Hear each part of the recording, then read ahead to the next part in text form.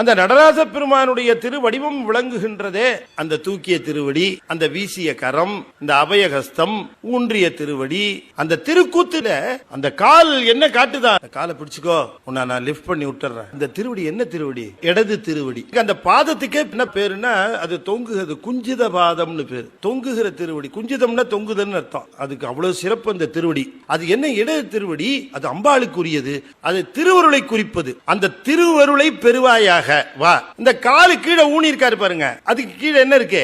முயலகன்னு ஒருத்தர் இருப்பான். அவன் எப்படி இருப்பான் பாத்திருக்கீங்களா? கண்ணு ஒரு பக்கம், காது ஒரு பக்கம், கை ஒரு பக்கம். இந்த காலு கீழே இருக்கிற முயலகன் தான் நம்முடைய சிந்தனை. அதை அடக்கி இந்த திருவுருளை பற்று அப்படின்னு இந்த தூக்கிய திருவடியவே இந்த வீசிய கை காட்டி கொண்டு இருக்கும். இந்த வீசு கரம்ங்கிறதுக்கு என்ன பேர் சொல்லுவாங்க?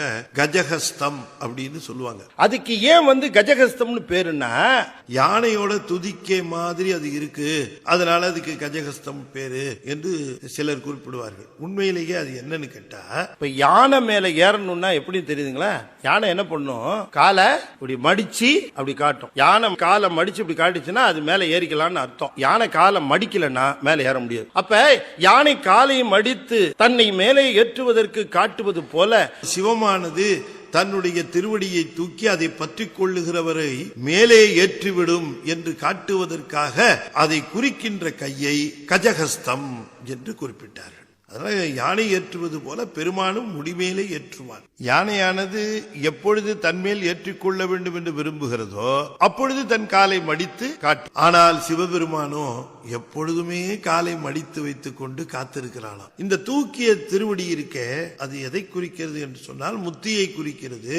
அதை பற்றி கொண்டால் உன்னை நான் மேலே ஏற்றி விடுவேன் என்று இந்த வீசிய கை அப்படி அந்த தூக்கிய திருவடியை காட்டிக் கொண்டிருக்கு. அப்படி காட்டினால் பயமில்லை என்று ஒரு அபய கரம் காட்டிட்டு இருக்கு. தீயை ஒரு கரத்திலே ஏந்தி கொண்டிருப்பார். தீ அழிப்பது போலன்னு சொல்லக்கூடாது. இந்த சங்காரம் என்று பெயர். தீ வைத்திருக்கக்கூடிய அந்த திருக்கரமே சங்காரத்தை குறிக்கிறது. அதை ஒடுக்கம் என்று சைவ சித்தாந்தத்திலே சொல்வார்கள். பிறகு கையிலே ஒரு உடுக்கை வைத்திருக்கிறார். படைத்தல் என்பது அந்த உடுக்கை காட்டப்பட்ட நிலையிலே நாதம் என்று சொல்லக்கூடிய ஓங்காரத்தில் உலகம் துவங்குகிறது.